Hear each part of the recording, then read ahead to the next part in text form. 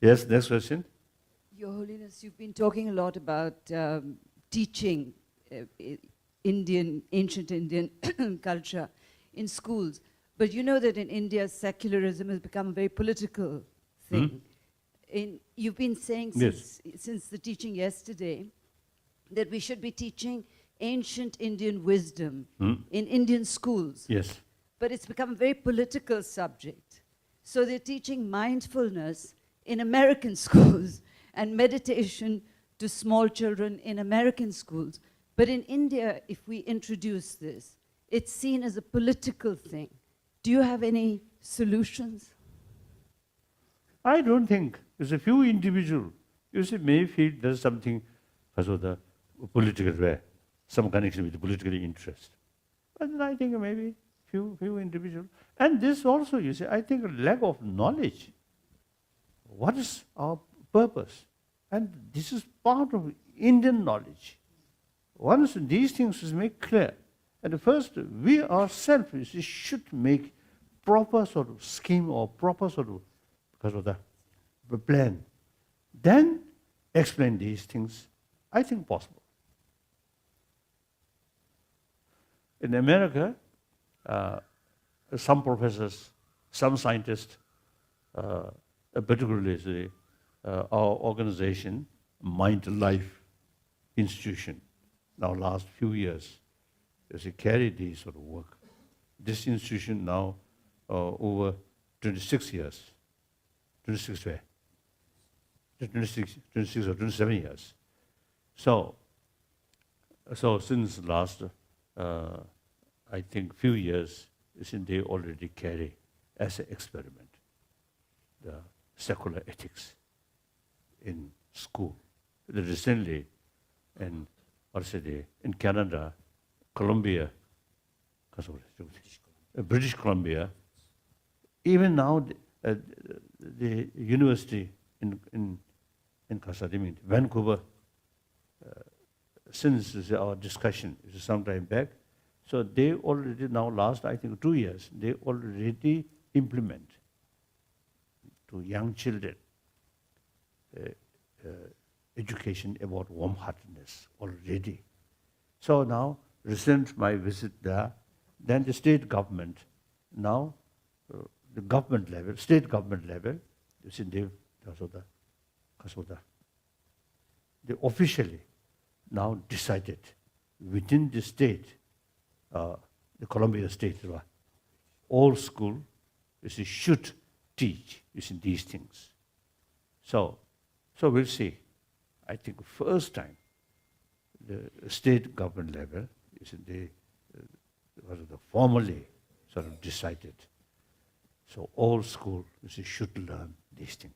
So we'll see. That's the problem. Nobody is taught. That's our own sort of faults. You see, not clearly sort of make clear. For example,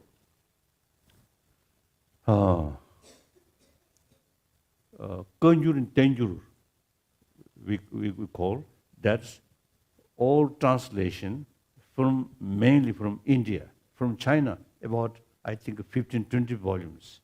Otherwise, all rest of 300 volumes, all translated from India.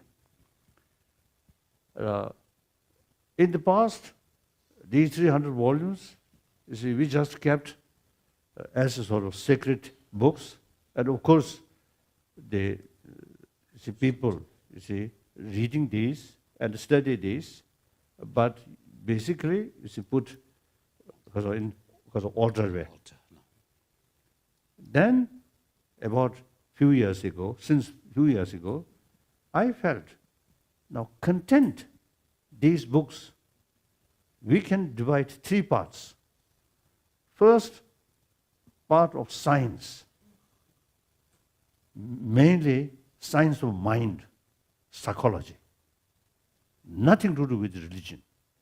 We can make sort of separate. Then philosophy, like quantum physics. Some Buddhist sort of philosophy, the view is very similar, quantum physics. Nobody considers quantum physics is religious matter. No. Like that. So that's philosophy. Then third part, religion. So out of 300 volumes, now we already, Kasoda, compiled the first section about science. So Tibetan, Kasoda, Tibetan, we already, Kasoda, accomplished. And then English translation, now nearly finished. The Chinese translation as well, and the Hindi translations. Then some Mongolian translation, Russian translation, German translation, these now already now carry. So that part is strictly science, not religion. So I think if you make sort of something very clear sort of picture, and without sort of intention to propagate religion, sincerely, just academic matter, and then I think possible. This moment, some people may have some doubt or suspicion. Then time passes, they will know. And politicians knows more human psychology, then their political activities can be more effective.